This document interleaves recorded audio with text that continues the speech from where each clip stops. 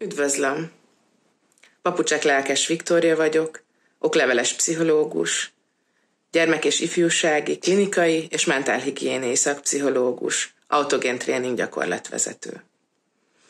2017-ben diplomáztam az ELTE pedagógia és pszichológia karán, klinikai szakképzésemet pedig a Semmelweis Egyetemen végeztem, 2023-ban szakvizsgáztam.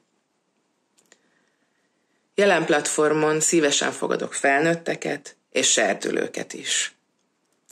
Úgy gondolom, az élet számos pontján ütközhetünk elakadásba, nehézségekbe.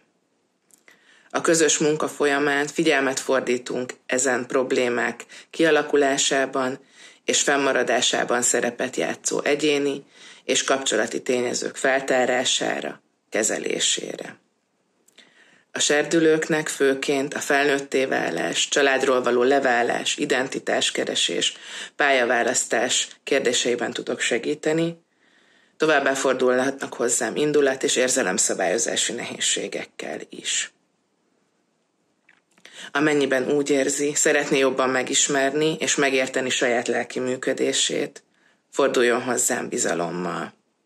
Várom, hogy megismerhessem.